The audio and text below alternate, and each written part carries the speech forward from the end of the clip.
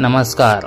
आजच्या व्हिडिओमध्ये आपण संत तुकाराम महाराजांच्या एका अत्यंत मार्मिक अभंगाबद्दल बोलणार आहोत. हा अभंग जीवनातील सुख आणि दुःखांची व्याख्या अत्यंत सोप्या शब्दात सांगतो. आपल्या प्रत्येकाच्या आयुष्यात सुख दुःख येत राहतात, पण त्याची किंमत आणि स्वरूप काय असतं हे तुकाराम महाराजांना सुख पाहता जवा एवढे, दुःख पर्वता एवढे या अभंगातून स्पष्ट केलं आहे.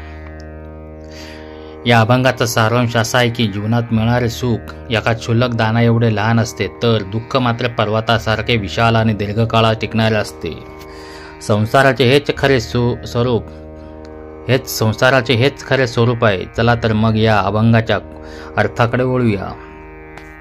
मित्रांनो, तुम्हाला जर हा व्हिडिओ आवडला असेल तर लगेच लाईक करा, तुमच्या मित्र-मैत्रिणींसोबत शेअर करा. अशाच एका आणखी विचारांना चालना देणाऱ्या व्हिडिओसाठी आपल्या चॅनलला सबस्क्राईब करायला विसरू नका आणि बेल आयकॉन नक्कीच दाबा.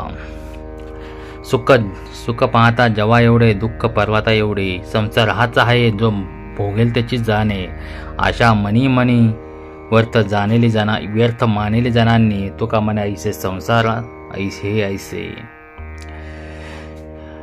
सुख पाहते जवा एवढे, दुःख पर्वता एवढे हा अभंगाचा सर्वात महत्त्वाचा विचार करायला लावणारा चरण आहे. जवा म्हणजे धान्याचा लहानसा कण.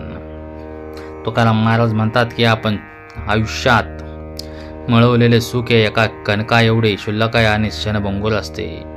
एखादी वस्तू नवीन घेतल्यावर होणारा आनंद, एखादा सिनेमा पाहिल्यावर मिळणारा क्षणिक विरंगुळा किंवा त्यातून खाण्यापिण्यातून मिळणारे समाधान हे सुख तात्पुरते असते आणि लवकर संपून जाते.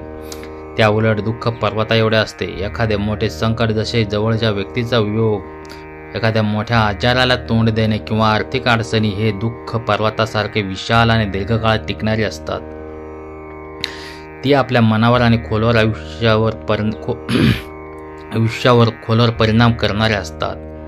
महाराज येथे सुखाचा निषेध करत नाही, तर सुखाची आणि दुःखाची तुलना करून जीवनाचे वास्तव आपल्या समोर मांडतात.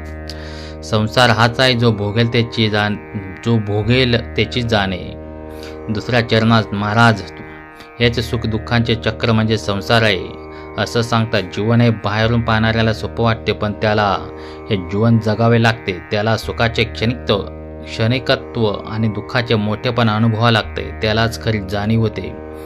आयुष्यातील कठीण प्रसंग तोंड देणारा, आर्थिक आणि भावनिक संघर्ष जाणारा माणूसच संसाराची खोली जाणतो.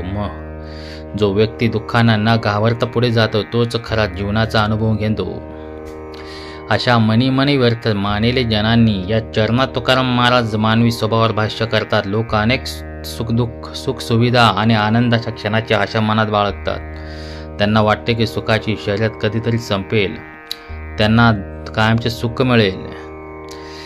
पण महाराज म्हणतात ही आशा व्यर्थ आहे, कारण सुख हे क्षणभंगूर आणि दुःखाचा डोंगर कायमचा उभा असतो. त्यामुळे केवळ सुखाच्या मागे धावत राहणे हे व्यर्थ आहे. तुका म्हणे ऐसे संसार हे ऐसे. अखेरच्या चरणात तुकाराम महाराज या अभंगाचा निष्कर्ष सांगतात. ते म्हणतात संसार हे असेच आहे. याचा अर्थ हे जग असेच चालते. जीवनात सुख दुःख येतच राहणार. ते स्वीकारणार आणि आयुष्यात पुढे जात राहणे यातच खरे शहाणपण आहे. हा अभंग आपल्याला दुःख सहन करण्याची ताकद देतो. सुखाच्या क्षणांना जास्त महत्त्व न देता समतल वृत्ती जगण्याचा संदेश देतो. तर मित्रांनो, सुख पाहता जवा एवढे हा अभंग आपल्याला जीवनाची वास्तवादी दृष्टिकोनातून पाहण्याची शिकवण देतो. तुम्हाला हा व्हिडिओ कसा वाटला हे आम्हाला कमेंट्समध्ये नक्की कळवा. धन्यवाद.